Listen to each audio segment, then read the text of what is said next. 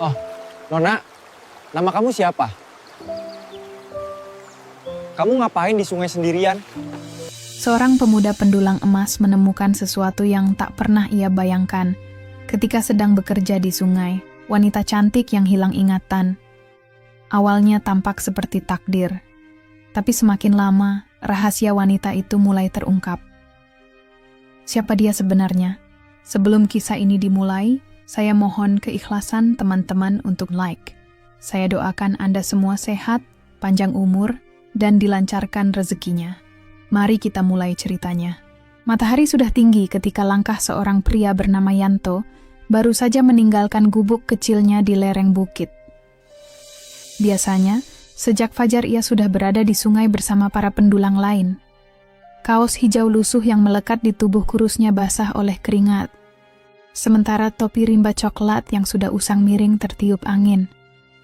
Tapi pagi itu, entah mengapa, tubuhnya terasa berat. Ia terlambat, jauh lebih siang dari biasanya. Telat banget, pasti yang lain sudah pulang, gumamnya. Benar saja. Saat tiba di tepian sungai, tak ada seorang pun di sana. Hanya jejak kaki dan lubang lumpur dangkal yang menjadi tanda bahwa aktivitas mendulang sudah selesai sejak pagi.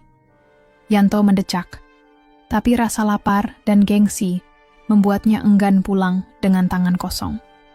Ia turun ke sungai, merendam kaki di air dingin, lalu mulai mengayak lumpur dengan alat logam bulatnya. Jam demi jam berlalu, tapi tak ada kilau emas yang muncul. Perutnya keroncongan, tengkuknya pegal, tapi ia tetap bertahan. Hingga akhirnya, Yanto memutuskan berpindah tempat ke tikungan sungai yang lebih sepi, jauh dari lokasi biasa. Ia menyibak semak, hendak turun lagi ke air, namun tiba-tiba langkahnya terhenti. Di atas sebuah batu besar, duduklah seorang wanita. Dres tipis berwarna ungu lilak melambai pelan diterpa angin sore. Rambut hitam bergelombangnya berantakan, sebagian menutupi wajah pucat. Matanya kosong, menatap arus sungai tanpa ekspresi. Jantung Yanto berdebar. Ia mendekat perlahan. "Mbak, ngapain di sini sendirian?" tanyanya dengan suara ragu. Wanita itu menoleh. Tatapannya bingung, bibirnya bergetar. Aku enggak tahu. Aku bahkan enggak tahu aku siapa." Waktu seolah berhenti. Sungai yang tadi berisik kini seperti senyap. Yanto terpaku, tapi di sudut bibirnya muncul senyum samar yang sulit ditebak maksudnya. Ia menatap wajah wanita itu lebih dekat, cantik meski lusuh. Dres tipis itu menempel di tubuhnya, sebagian basah oleh percikan air, seakan ia baru saja keluar dari dunia lain. "Mbak, namanya siapa?" tanya Yanto lagi, berusaha ramah. Wanita itu hanya menggeleng pelan, lalu memeluk lututnya.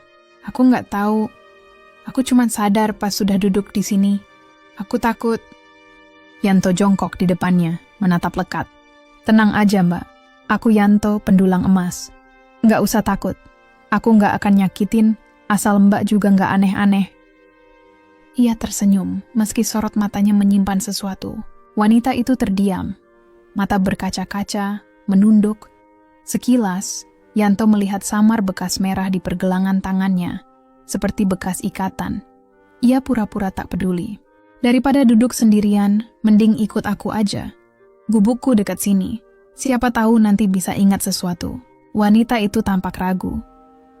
Tapi dinginnya angin sore membuatnya akhirnya mengangguk. Yanto berdiri menuntun tangannya. Ia merasakan gejolak aneh dalam dirinya. "Mulai sekarang kupanggil Mbak aja ya. Soalnya kelihatan lebih tua dikit dari aku," ujarnya sambil nyengir. Wanita itu menjawab lirih, "Terserah kamu." Langit semakin gelap saat mereka berjalan menembus semak. Suara sungai perlahan menghilang, digantikan desiran daun dan langkah kaki. Yanto berjalan di depan, pikirannya melayang, tentang peluang, tentang wanita misterius yang kini mengikutinya. Gubuk kecil Yanto berdiri sederhana di lereng bukit. Dinding bambu, atap seng berkarat, hanya satu ruangan dengan kasur tipis, tumpukan karung di sudut, dan dapur kayu seadanya. Ia membuka pintu kayu yang berderit. "Masuk aja, Mbak. Nggak mewah, tapi lebih baik daripada tidur di batu sungai," ujarnya.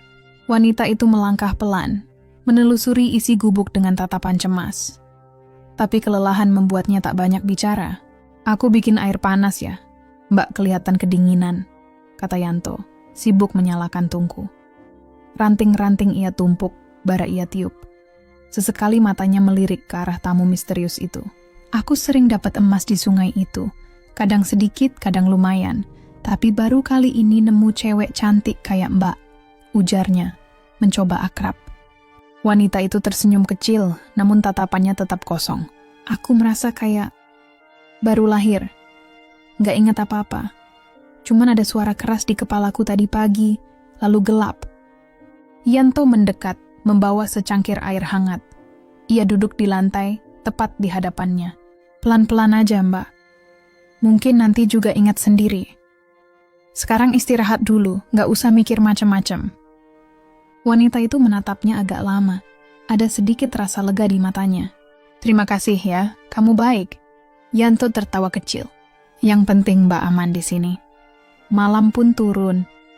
Angin merayap lewat celah dinding bambu, suara jangkrik riuh di luar. Di dalam gubuk, 2 orang asing duduk terdiam. Yang satu tersesat dalam pikirannya, yang lain tersesat dalam niatnya sendiri. Dan malam itu seakan menjadi awal dari sesuatu yang jauh lebih besar daripada yang bisa mereka bayangkan. Malam semakin larut. Di dalam gubuk bambu yang sederhana, hanya ada satu lampu minyak temaram yang menggantung di dinding. Cahaya redup itu menciptakan bayangan panjang yang menari-nari di sela bambu. Seorang wanita misterius yang semalam Yanto temukan di tepi sungai, duduk bersandar di sudut kasur tipis. Rambut panjangnya terurai, wajahnya masih diselimuti kebingungan. Sementara Yanto, sang pendulang emas, duduk tak jauh darinya. Tubuh kurusnya bersandar pada tumpukan karung kosong. Dari balik bayangan, matanya tak lepas menatap wanita itu. "Belum ngantuk, Mbak?" tanya Yanto perlahan. Wanita itu menggeleng. Suaranya lirih. "Aku takut tidur. Takut bangun tapi tetap nggak ingat siapa diriku." Yanto pura-pura tersenyum menenangkan. "Kalau begitu, tidur dekat aku saja. Biar tenang, nggak usah takut. Aku jagain." Ragu sempat terpancar dari wajah wanita itu. Tapi kelelahan akhirnya membuatnya pasrah. Ia pun merebahkan tubuh di kasur tipis. Yanto ikut berbaring tak jauh darinya, hanya sejengkal jaraknya. Dalam redup lampu minyak, Yanto bisa melihat wajah cantik itu lebih jelas. Kalau nanti ingatan Mbak kembali, mungkin akan ingat rumah atau keluarga. Pasti mereka nyariin, ucap Yanto pelan, mencoba memancing cerita. Wanita itu menarik napas berat. "Aku nggak yakin punya siapa-siapa. Yang kurasakan cuman sepi." Kata-kata itu membuat dada Yanto bergetar. Ada sesuatu yang berusaha ia kendalikan, antara rasa iba dan perasaan lain yang samar. Malam itu pun mereka habiskan dalam diam. 2 orang asing yang sama-sama tersesat. Satu karena kehilangan ingatan, dan satu lagi karena keinginan yang tak terucap. Keesokan paginya, sinar matahari menyusup melalui celah-celah dinding bambu. Yanto sudah bangun lebih dulu, duduk di luar gubuk menatap kabut tipis yang menggantung di hutan. Wajahnya tidak menunjukkan penyesalan, justru ada bayangan kepuasan samar yang sulit ditebak. Dari dalam terdengar suara lirih. "Yanto," ia segera masuk. Wanita itu sudah duduk di kasur. Rambutnya acak-acakan, matanya sembab. Ada keheningan aneh saat tatapan mereka bertemu. "Mbak mimpi aneh?" tanya Yanto hati-hati. Wanita itu mengangguk. "Aku merasa dikejar, tapi nggak tahu siapa. Ada suara-suara, samar sekali." Yanto duduk di pinggir kasur. "Kalau Mbak ingat sesuatu bilang saja, aku bisa bantu." Ia menepuk lembut bahunya, mencoba memberi rasa aman. Wanita itu menunduk. "Yanto, yang terjadi semalam itu salah ya?" Yanto terdiam. Ia menelan ludah, lalu berusaha terlihat bijak. "Mbak cuma butuh seseorang. Aku cuma ingin jagain. Lagian, Mbak juga nggak menolak, kan?" Wanita itu memejamkan mata, wajahnya semakin muram. "Aku cuma merasa kosong. Yanto tersenyum tipis, mencoba menutupi kegelisahan. Kalau begitu, jangan terlalu banyak mikir. Anggap saja sementara ini aku suamimu, sampai Mbak benar-benar ingat siapa dirimu. Hari itu langit mendung. Yanto memutuskan tidak turun ke sungai. Ia memilih tinggal di gubuk, memperhatikan wanita yang sejak pagi tampak gelisah. Tatapannya kini tak lagi kosong. Ada sesuatu yang berubah, dan itu membuat Yanto tidak nyaman. Tiba-tiba wanita itu bersuara lirih. "Yanto, aku ingat sesuatu." Yanto sontak meletakkan kapak kayu yang tadi ia pegang. "Serius? Ingat apa, Mbak?" Wanita itu menekan pelipisnya, wajahnya tegang. Aku ingat namaku. Liana." "Ya, aku Liana." Yanto terdiam. Sebuah nama muncul, satu langkah menuju masa lalu wanita itu. Senyumnya tampak dipaksakan. Wah, bagus dong. Akhirnya ada petunjuk. Liana, namanya bagus. Namun di dalam hatinya, alarm bahaya mulai berdentang. Sebab jika ingatan wanita itu terus kembali, cepat atau lambat, ia bisa menyadari apa yang sebenarnya telah terjadi. Dan jika saat itu tiba, Yanto tahu hidupnya bisa berubah menjadi mimpi buruk. Sementara Liana, meski tampak lega, mulai menunjukkan ekspresi baru. Bukan lagi kebingungan, melainkan kecurigaan. Matanya kini tak lagi pasrah, melainkan waspada. Dan itu tak luput dari perhatian Yanto. Hari yang mendung itu menjadi titik baru. Antara rahasia yang perlahan terbuka dan ketegangan yang makin menajam. Malam itu, suasana gubuk Yanto terasa berbeda. Hanya cahaya rembulan yang menembus celah bambu, berpadu dengan dingin yang menusuk. Di dalam hati Yanto, ada rasa tak menentu. Antara gelisah dan takut kehilangan kendali. Liana, wanita misterius yang ditemuinya di tepi sungai, kini tak lagi sama seperti hari-hari pertama. Tatapannya tajam, penuh curiga. Seolah ingatan yang dulu kabur perlahan mulai kembali. "Yanto, yang malam-malam itu kamu yakin aku mau?" Suaranya pelan, nyaris berbisik. Pertanyaan itu membuat darah Yanto berdesir. Ia mencoba tertawa ringan, tapi suaranya kering. "Kan Mbak bilang butuh ditemani. Aku cuma ngisi kekosongan itu." Namun, Liana tidak tersenyum. Tatapannya menusuk seakan berkata, "Aku belum sepenuhnya lupa." Dan bagi Yanto, itu lebih menakutkan daripada apapun. Sejak pagi, suasana di gubuk berubah. Liana lebih sering berdiri di pintu, memandangi hutan dan awan mendung, seolah menunggu seseorang atau sesuatu. Yanto hanya bisa mengamati dari jauh, pura-pura sibuk dengan alat dulangnya, meski pikirannya tak pernah tenang. Siang itu Liana mendadak berkata datar, "Yanto, kalau kamu punya cermin kecil, boleh aku pinjam? Aku pengen lihat wajahku lagi." Yanto mengernyit. "Buat apa, Mbak? Aku cuma penasaran. Siapa yang kulihat di balik nama Liana?" Dengan berat hati, Yanto memberinya cermin bulat kecil yang biasa ia gunakan. Dari sudut gubuk, ia memperhatikan gerak-gerik Liana, bagaimana ia menatap wajahnya sendiri lama sekali, mengerutkan alis, lalu tiba-tiba terdiam. "Aku kenal wajah ini," bisik Liana. "Tapi ada rasa takut." Yanto memaksakan tawa. "Takut kenapa, Mbak? Cantik kok. Mungkin dulu orang kaya." Tapi Liana tak menanggapi pujian itu. Ia meletakkan cermin perlahan, lalu menatap Yanto tajam. "Yanto, kamu sebenarnya orang baik, kan?" "Tentu," jawab Yanto cepat. "Aku nolongin kamu dari awal."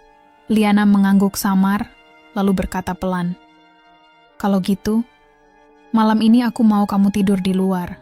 Aku butuh sendiri. Aku merasa sesuatu akan muncul malam ini." Yanto membeku. Wajahnya kaku, meski ia berusaha tertawa. Ia tak suka perubahan ini. Wanita yang dulu pasrah kini mulai menetapkan batas. Dan itu berarti kendali ada di tangan Liana, bukan lagi di tangannya. Malam pun tiba. Yanto duduk di luar gubuk, bersandar pada dinding bambu. Gelisah, resah, tak bisa tenang. Dari dalam, terdengar langkah-langkah kecil Liana, suara gayung, dan kayu bergeser. Ia berbisik pada dirinya sendiri. Dia udah beda, udah nggak kayak kemarin. Sementara itu, Di dalam gubuk, Liana duduk bersila.